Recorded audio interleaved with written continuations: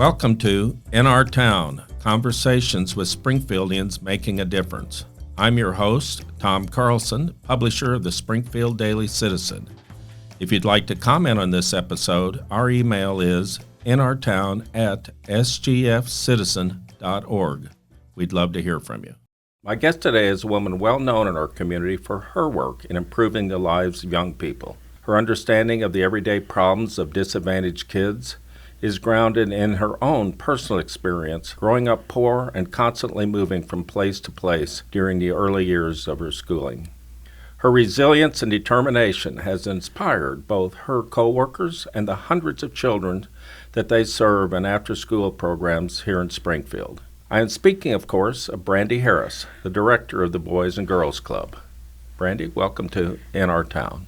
Thank you so much for having me, and thank you for that introduction. That made me feel a lot of things, and I just appreciate it a lot. But I think it's a big deal, your background, without asking you to disclose something that may be uncomfortable. Mm-hmm. Why don't you tell our listeners a little bit about your early years? Thank you. Yeah, I am definitely to a point where I'm comfortable sharing this because I have realized that a lot of my previous experiences in my childhood truly help inform my work today. So I have been able to reframe a lot of those things to help me be a better leader, especially for kids who grow up in similar situations or kids who could grow up in similar situations. But I just have more tools to hopefully help prevent that. So I grew up all over the country. I attended 13 different schools before I moved here for my 8th grade year as a Reed Beaver, and then became a Hillcrest Hornet. And yeah, you are right. The beaver is the worst mascot for a middle school because all we did was make fun of it. But I'm so proud that I got to go to Reed, and it was the first time I felt like I was in a school that was a community. And Springfield was truly the first place I was able to call home. People always ask me, was your dad in the military? Is that why you moved around so much? The truth is, my mom was married 7 times, and each one of those marriages took us to a different state or a different community. And most people can kind of put the pieces of that puzzle together, but my childhood was wrought with physical, emotional, sexual abuse. I'm sorry. Oh, thank you. Me too. I don't think any child should have to experience that. And I'm so thankful because a textbook would say that my life path would end up very different than what it has now. And I think the thing that helped me get on this path was Springfield, Missouri, the educators at Springfield Public Schools, people who saw past my experience and showed me that there were other opportunities or other alternatives to the life I was living. You know, I've asked people from time to time over the years to name a couple people who were the most impactful in their lives. Mm-hmm. And rarely is it someone that they got to know when they went into their professional life or even college. Most of the time, it's somebody early on in elementary or perhaps high school.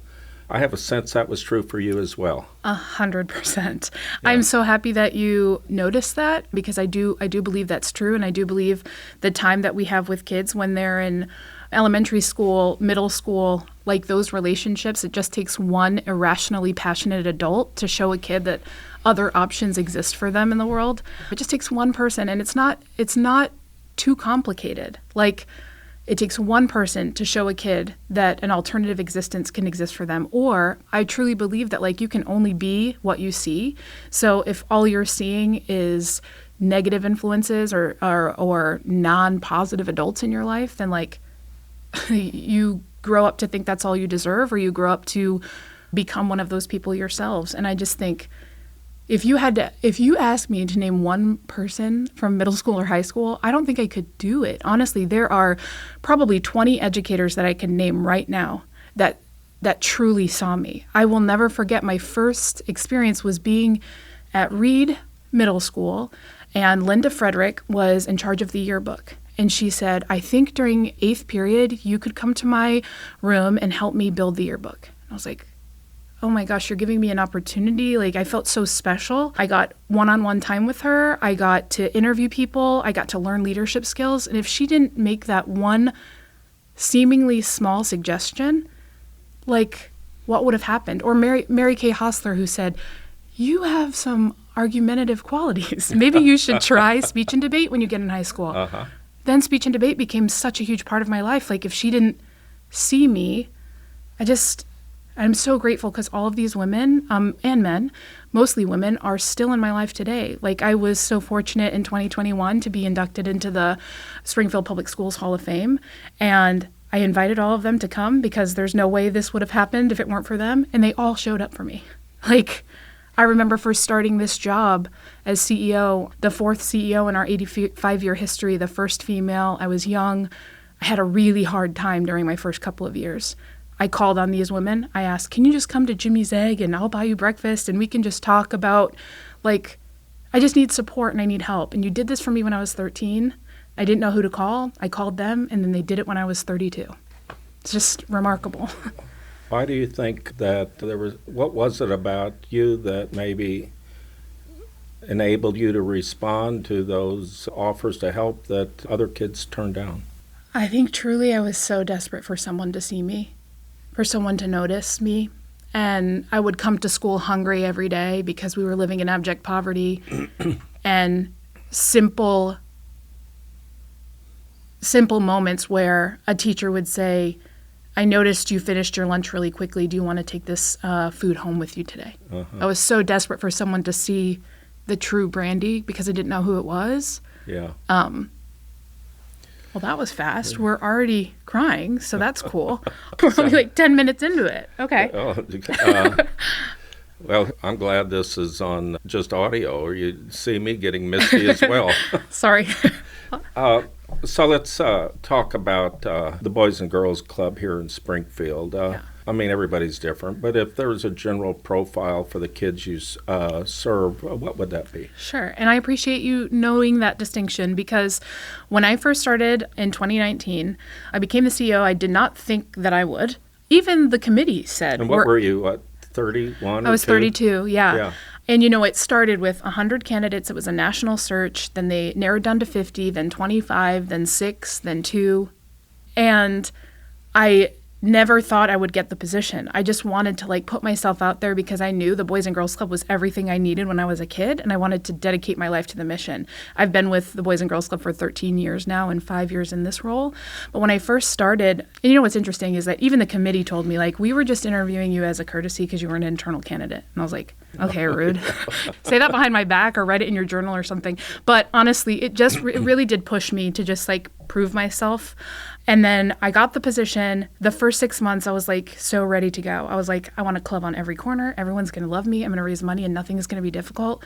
And then reality hit. I was really naive at the very beginning, but also sometimes that energy and outlook is really helpful because I don't know why. It just was for me. Mm-hmm. But the board gave me some of the best professional advice I'd ever received. They said, Brandy, we need you to slow down and just listen for a little bit.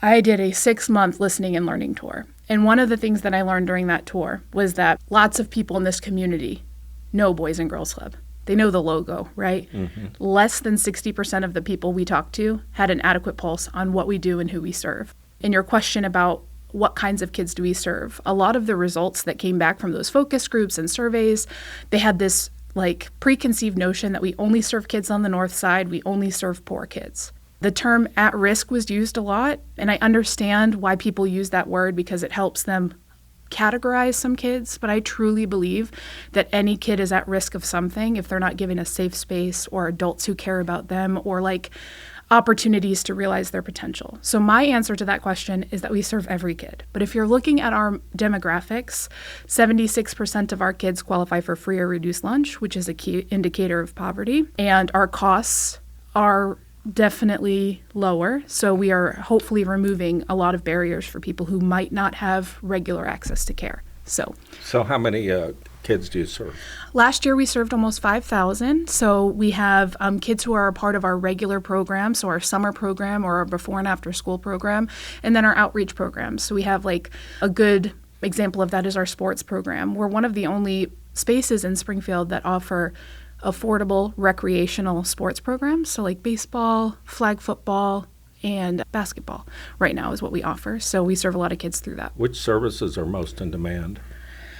I was just looking at... I would think it'd be after school It is. care. It's after school and summer care. So we have a wait list of 400 kids. And these are not... Of the kids who are getting it, how many are they? Great question. Right now, we're probably serving 2,000 kids Okay. before and after school and during the summer. So roughly maybe 80% of the kids that want the services, you're able to provide them. Yes. And, these are people who have signed up, paid the membership fee. They're ready for a phone call to say that you have care after school and before school. Mm-hmm. And it's just so difficult because staffing and funding, COVID was, I don't know if you remember that, but in 2020. I was there. You were there? Okay, yeah. I blocked it out. So, yeah, just the support and the money was there. And now all of that, not the support, but a lot of that funding has gone away. So we are really working hard because the need is higher now than it ever has been. So it's been hard. Is it just a simple matter of getting on the wait list and you work your way up there, or do you get special considerations for kids that have particular issues or things like that? Yeah, that's a really good question. And it's a difficult line to balance because you might have families that are more open with that information. So they might be like, look, I need emergency services now. I'm going to lose my job, etc. And we do try to take those things into consideration, but we also realize that some families are not going to disclose that information to us. So we just try to keep the wait list on a first come, first served basis. Mm-hmm. And anytime you hire a new staff, our ratio is 1 to 20. So anytime you hire a new staff at a location, one person, that allows 20 kids to come off of that wait list. But a staff, as you probably know, salaries are the highest cost in a nonprofit organization, so most of the time. So yeah, it's just been really hard to find, and you can't just hire anyone, right? You need someone who's irrationally passionate. Like working with kids is difficult. It's hard. You need an irrational, passionate adult who is background checked and trained and ready to put in the work, but also for $14, $15 an hour, And it's sad. And if you disagree about this, push back on it. But, okay. What research I've done is that there's probably nothing more important that you can do to get a young person on the right track and off on the right foot than to give them appropriate early childhood development services. But that'll be more impactful than just about anything you can do. Yet the people who are hired to do it can barely make a living wage. My gosh, I got chills when you were saying that. I serve on the Mayor's Commission for Children, and our focus is early childhood education. While Boys and Girls Club, our focus is 5 to 18. But it used to be 6, and then we worked really hard to change legislation to make sure we could serve 5-year-olds because you had 6-year-old kindergartners coming to the club, but 5-year-old kindergartners couldn't. And it was a huge disadvantage and so hard for a lot of working families. And thankfully, we were able to change that, which was, yes, obviously very helpful. There's still a lot of work to do. But I completely agree with you when you say how important early childhood education is. The people who work in this field are often vastly underpaid. And to me, the only way any of that changes is at your state level. There's so much advocacy work going on, but the state has priorities when it comes to early childhood education, but I don't know if we're painting the best, most accurate picture about what a day in the life of early childhood education or care for children or before and after school program, what it actually looks like, because it is really hard work. So many of our kids are coming to Boys and Girls Club. They were just a parent for their younger siblings earlier, getting them ready for school, cooking breakfast, doing whatever it might be, or they just lost a parent, or they're coming to the club or to school with so much trauma, so much like they're hungry. They don't know how to regulate emotions. They missed out on 3 years of social emotional learning and academic support. Like the problems are increasing, the support is decreasing, and it's really challenging. So, as you noted earlier, when COVID was in full swing, there was a lot of federal money coming in, and that's drying up. And how big a gap did that create in your organization? About $2 million. And where are some potential sources to fill that gap? It's a really good question. And if you by chance have $2 million lying around, I would really appreciate it. What I love about Boys and Girls Club is our diversified funding streams. So we get support from the state, from federal grants, from United Way, from individual donors, from foundations. So we have a diversified funding stream. Our Steak and Steak event will happen in September. We're about to announce our speaker as soon as everything gets confirmed. And that's that's that's our annual gala. So that helps us bring in revenue to support our programs. Some of the things that we've been doing as a Boys and Girls Club and on our board, we launched an advocacy committee. So we are much more present in Jefferson City to advocate for Boys and Girls Clubs and after school time. We are trying to take advantage of some 21st century grant funding, which are federal grants that are funneled through the state, and they help open and support new clubs to serve more families and serve new kids. So what are the services that it's after school care, but what is it that the kids seem to need the most when they're coming there after school? Great question. And I think the answer to that is a safe place to go with adults who care about them. I think it's that simple. And they'll be there, for a couple hours? Yeah, so we have a before-school program at some of our locations where school start times are later, and then we have an after-school program. And one of the things that's important to note is when you're a part of this program, it's not just like, hey, we're going to go in the gym and hang out. There's structured, time-bound, measured programs. There's trained, passionate staff members. You get a meal, you get a snack, you get access to all of our field trips and opportunities. It's a holistic program that covers the arts, education, workforce readiness, character and leadership, sports and recreation, and health and wellness.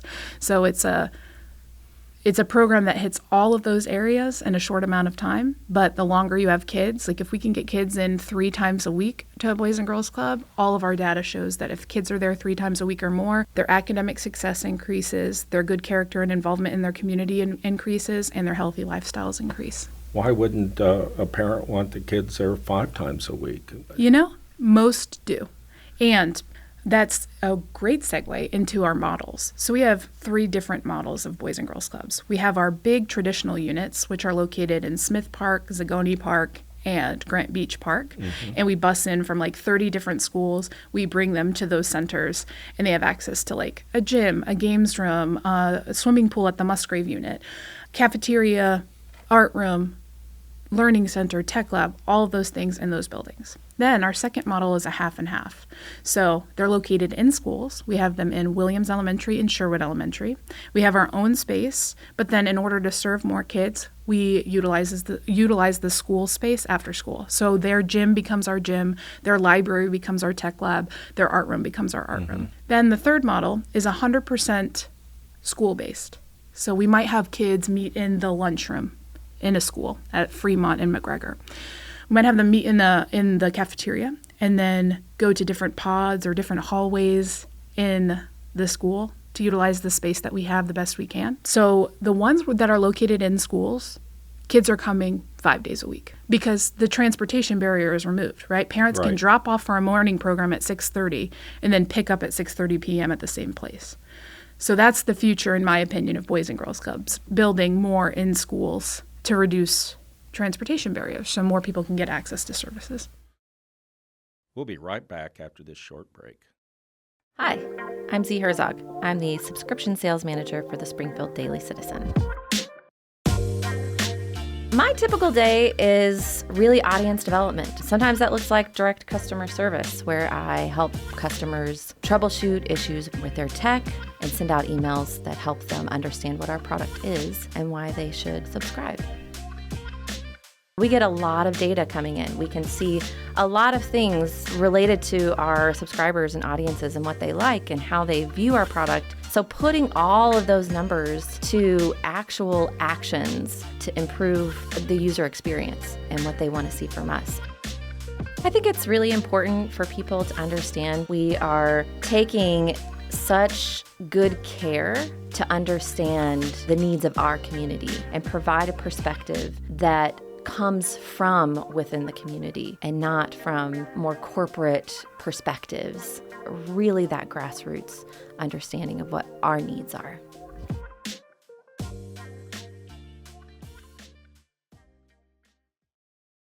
So talk to us a little bit about your partnership with the Springfield Public Schools. Yeah. Is there any communication about, hey, Crystal Jones over here has these particular issues, and so that you're wired and alert to that sort of thing? Absolutely. Yeah. And I'm also really glad you brought that up because it also is another reason why having clubs in schools is so beneficial. Because Crystal can come to the club and be like, I don't have any homework, I don't need to do anything. But we can walk down the hallway and talk to Crystal's teacher and be like, Right. are there ways for us to support this student? What also is really important is we receive data from Springfield Public Schools to help inform our programs. So, for example, we opened a Fremont unit inside Fremont Elementary in 2019 because Dr. John Jungman said this is a school that's on our list that needs serious intervention. And then over the past 5 years, we were able to help support teachers and help support the school district. Same with Williams Elementary, our O'Reilly unit inside Williams Elementary, that was informed by the school district. And also I grew up in that neighborhood. So I have a personal connection to Williams. I would pick up my sister from that school and we would walk down Kearney through the park, and some really unfortunate, inappropriate things happen to us. So it's really cool to be able to build a safe space for kids to go after school until their parents can pick them up in a childhood school. So I think these models are really good because we need to be collaborating and talking to teachers to best support students. One of the key pieces of data that really motivates our work is that we know if kids are not reading at grade level by the time they graduate third grade, their chances of graduating high school are astronomically lower. So we have to be in communication with teachers. We need to rely on them. And also for kids' sake, if we are able to train the same way and have a lot of the same language that teachers are using during the day, how much better is that for a kid? How much more successful can they be at a Boys and Girls Club if there's not a whole new thing to learn? You How know? about the volunteers? Do you have a large, what you would consider to be a large group of volunteers that are helping with like after-school reading and that sort of thing? I can confidently say we need more because if we could have volunteers supplement we call them youth development professionals. The best way to explain that to people who aren't involved in Boys and Girls Club is like they're the teachers of the classrooms. Mm-hmm. So to have volunteers supplement and support our YDPs is so important. Pre-COVID, we had a robust volunteer program. Things changed over the last couple of years, and right now we're launching a new volunteer program. So I'm really excited about the opportunity to encourage more people to give back to Boys and Girls Club in the way of like coming and reading with kids. Yes, come to support our programs, but also we have a mentorship program. Mm-hmm. So an hour a week with a kid at the Boys and Girls Club, life-changing, trajectory-changing for kids. So. You know, I had some experience in being a reading buddy for, I don't know what the word, but that's what I called it. And we were sent to some kind of little indoctrination group. Oh, gosh. There's a better word for it. But the point that was emphasized to those of us who were doing that is there are a lot of adults in these kids' life who are not dependable. And it's a big deal. If you say, I'm going to be reading with Raymond at 2 o'clock on Tuesdays, that Raymond knows that you're going to show up. Oh, my goodness. Yeah. And to be a role model for Raymond, and now, you know, you can't always be there, but you tell Raymond this week, Raymond next week, I'm not going to be here. Yeah. And this You let is him know. why. Mm-hmm. And just that kind of relationship that an adult can make with a kid, I think can be transformative. First of all, thank you for agreeing to volunteer at Boys and Girls Club. That's what I heard during all of that. Honestly, that was incredible. And you are so right. You have such a pulse on kids. You just do. And it's so refreshing to hear because there are adults in and out of our kids' lives all the time.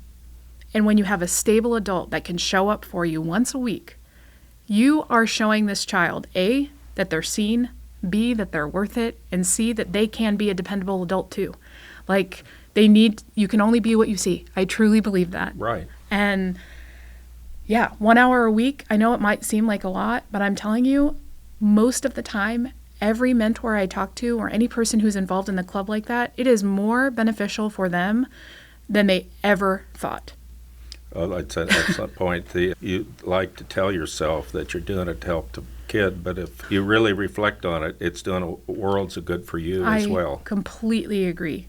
And yeah, we need people who think like you are thinking right now. We need people who are committed and understand how important this kind of stuff is. So thank you for recognizing it. It's just really nice to hear. Well, you're very kind. I wasn't looking for accolades, but I'm complimenting you so you'll come volunteer. Just so kidding. you're manipulative at a certain level, but, yeah. But I manipulate for good. I manipulate for good, okay?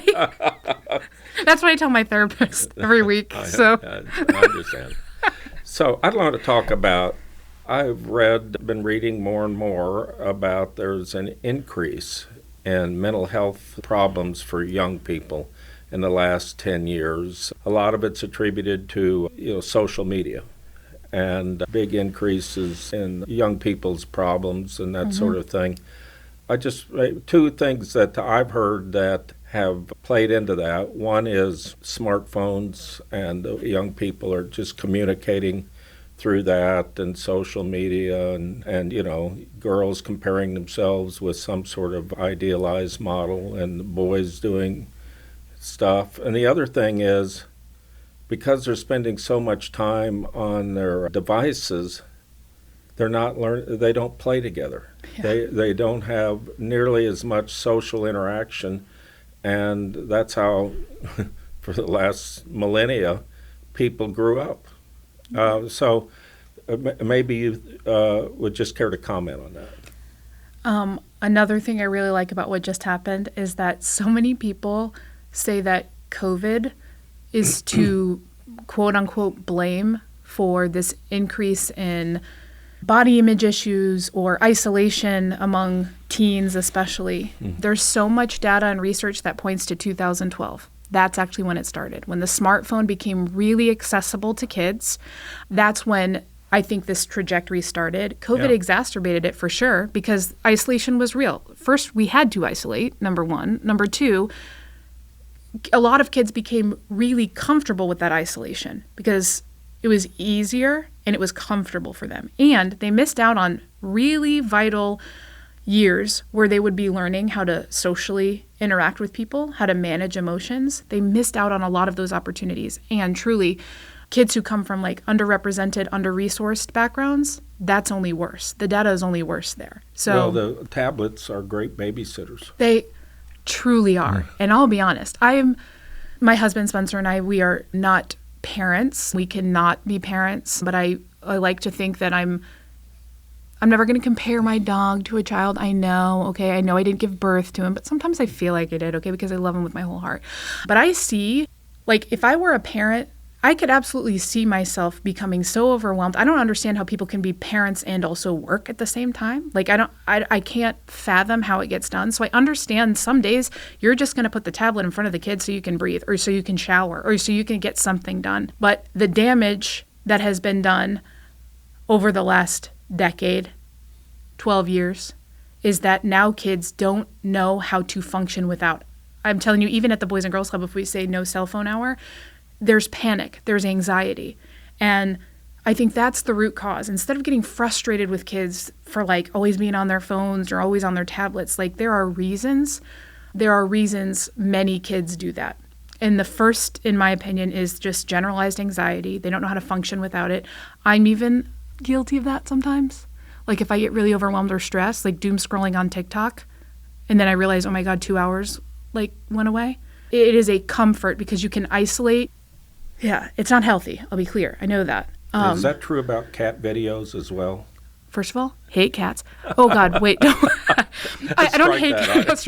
I don't hate them. I appreciate every living thing. I'm terrified of cats. Okay, I love dogs. But yes, dog videos, baby goats, any animal video, really, honestly, or cooking videos, and then I'm I'm totally going to do that, and then I never do it, and I order DoorDash. So yes, I do think.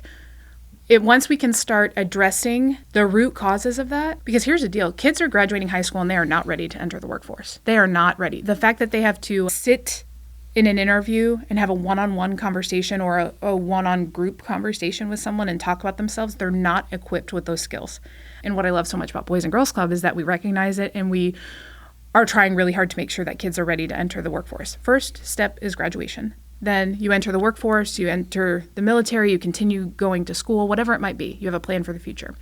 But the way, in my experience, the most effective way to do this is be gentle. But not oh, do whatever you want. No, not that. When you come to the club, you can have 30 minutes on your phone, assuming you're not doing anything stupid on it. And then we're going to get down to business.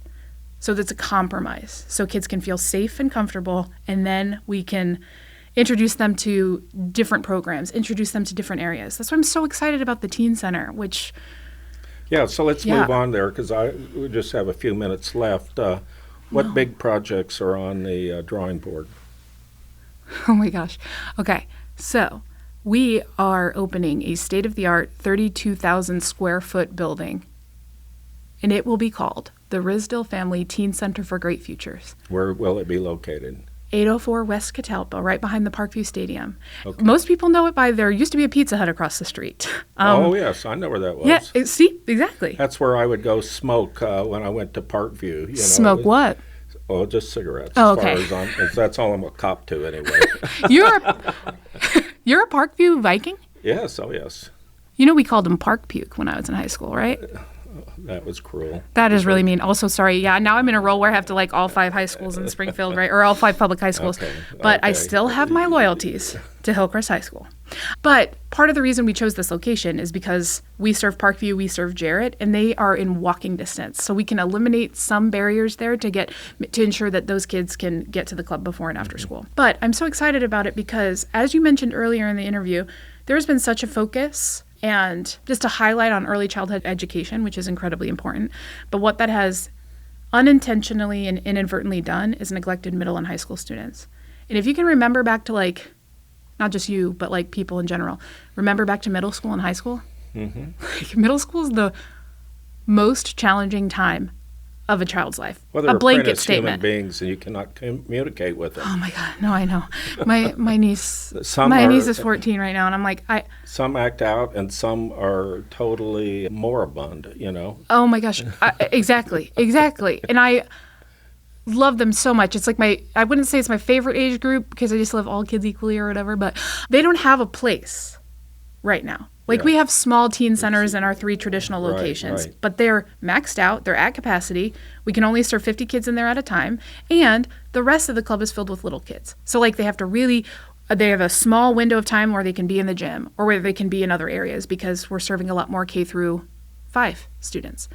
So this space is going to be exclusive to them, and they've helped me build it. Like they've given me feedback. They are so smart and they know what they want. And yeah, some of the things are like, we want talkies every hour. It's like, okay, you know, some of the things are just a little outrageous, but most of the things are like, I don't know what a FAFSA is and I need somebody to tell me. I need somebody to tell me how to log in and fill out a scholarship application. I want someone to help me with interview skills, or I want a place to go where like I can just chill for 30 minutes and then I'll do whatever I need to do, or I need a place where I can like eat dinner because I'm not eating dinner when I go home. It's so simple. It's expensive, I'll tell you. It's a $12 million project and it only keeps getting more expensive, but it is so worth it to me to be able to provide a space like this for kids. Well, kudos for you. I've got a couple minutes left. What have I not asked you about you'd like to tell our listeners? Well, first, if anyone's listening, thank you. I really appreciate you listening. I always share this story, and there are people in the world who don't know it, so I would like to share it. Okay. People ask me all the time, like, how did you start on this career trajectory? And I mentioned a little bit at the very beginning about my experience with teachers at Reed and at Hillcrest, but I remember coming to Springfield and truly, like, finding my voice, figuring out who I was. I joined the speech debate team, and it was something like the first time in my life that I was good at. And I had teachers who believed me and teachers who pushed me and taught me the discipline, and yeah, just like, it was incredible. And then my senior year, I was student body president, and I started to learn really important leadership skills. Then later on in that year, I was nominated for homecoming queen. And I know, Tom, you're like, Brandy, you're 37, like, get over it, okay? But I promise you this is one of the most important moments of my life because I didn't realize how big it was until I've had time to reflect as an adult. I was so excited because, like, as a 17-year-old girl, like, that's the thing that, like, that means people like you. Like, people are seeing you. They like you. You've been nominated for homecoming queen, and your 2 really good friends are standing up there with you in front of everyone. And you get to ride on the back of a Corvette and wave at people, and it's absolutely. incredible. Quite a rush. Yes. Then all of that excitement turned to dread because, as I mentioned before, we were very poor. There was this tradition where all homecoming queen candidates had to wear a white dress. And my mom had already sewn me into a dress that was a hand-me-down, and I was going to stand out, and I felt so embarrassed and so uncomfortable. The very next day after the nomination happened, Dr. Julie Leith, who was my principal at the time and is still a mentor for me today, she serves on our board. She called my mom into her office and gave her $200 and said, "Go buy Brandy the dress of her dreams." And I didn't even know about it. Yeah. And two things happened there. The first is that she had a pulse on her students and she knew what they needed without them even saying anything. And the second is that she didn't want anyone to feel out of place because of their experience or circumstance. And I have taken those two feelings and I have dedicated my life to making sure I can do that for kids now, because the feeling of belonging, the feeling that you are important and that you can offer something to the world is something that if I don't think if it didn't happen for me then, like, I truly don't know if I'd be here today. So.